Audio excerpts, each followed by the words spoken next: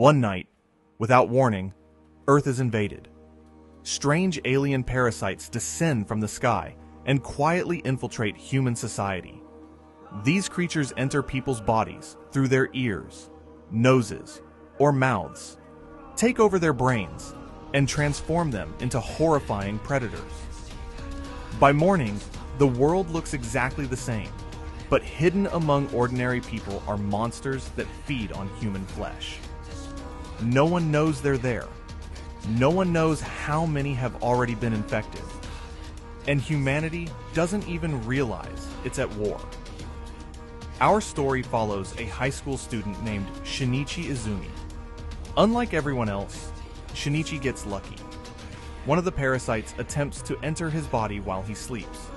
However, because Shinichi notices something is wrong and prevents it from reaching his brain, the creature is forced to settle in his right hand instead. The result is something never seen before. The parasite survives, Shinichi survives, and neither can fully control the other. The parasite names itself Migi, which means right hand. At first, Shinichi is terrified. Migi isn't human. It doesn't understand emotions, morality, or compassion. To Migi, life is simply a matter of survival. If killing someone increases its chances of survival, then it sees no problem with doing so. Yet, despite their differences, Shinichi and Migi have no choice but to work together. Other parasites quickly realize that Shinichi is different. Unlike them, he still possesses a human mind. That makes him a threat. Soon, Shinichi finds himself hunted by creatures far stronger and more experienced than Migi. Every encounter becomes a life or death battle. As the attacks increase, Shinichi's normal life begins falling apart. He struggles to hide the truth from his friends and family. He becomes isolated, and the burden of carrying a monster inside his body grows heavier every day. Tragedy strikes. One of the parasites attacks Shinichi's family. The event changes everything. To save Shinichi's life, Migi is forced to merge part of itself with his body. The consequences are dramatic. Shinichi becomes faster, stronger, more durable.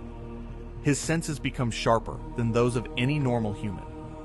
But something else changes too. His emotions begin fading. The cheerful and compassionate boy who once cried easily starts becoming cold and distant. Even the people closest to him notice the difference. Shinichi struggles to understand what he is becoming. Is he still human? Or is he slowly turning into a monster? Meanwhile, the parasites continue spreading throughout society. Some hide among humans, others openly hunt, and a few begin questioning their own existence. One of the most dangerous parasites is a female named Ryoko Tamiya. Unlike the others, she becomes fascinated by humanity. Instead of viewing humans simply as food, she starts studying them. Her experiments eventually lead her to question the very nature of life itself. As Shinichi's journey continues, the battles become increasingly brutal. He faces parasites capable of slicing through steel, monsters that can kill dozens of people in seconds, and enemies who possess intelligence equal to or greater than his own. Every fight pushes him closer to his limits. One of the deadliest threats comes in the form of Gotu. Unlike ordinary parasites, Gotu possesses an almost perfect body designed for combat. His strength is overwhelming, his speed is unmatched, and killing him seems impossible. Throughout these battles, Shinichi and Migi develop an unusual friendship. At first, they merely tolerated each other, but over time, they begin learning from one another. Migi starts developing a better understanding of human emotions. Meanwhile, Shinichi learns to think more rationally under pressure. Each influences the other. The line separating human and parasite slowly becomes blurred. As more conflicts unfold, an uncomfortable truth emerges. Not all humans are good, and not all parasites are evil. Some parasites display kindness, some humans. The series constantly challenges the audience's assumptions about what truly makes someone human. Is it biology, emotions, compassion, or something else entirely? Eventually, the conflict reaches its climax. Human authorities launch operations against the parasites. Violence erupts across the city. Both sides suffer enormous losses. The war that was once hidden in the shadows becomes impossible to ignore. Then comes Shinichi's final confrontation with Goto. The battle is intense, desperate, and incredibly dangerous. Every lesson Shinichi has learned throughout his journey is put to the test. Victory requires more than strength. It requires understanding. It requires accepting both his humanity and the changes he has undergone. When the fighting finally ends, the world remains imperfect.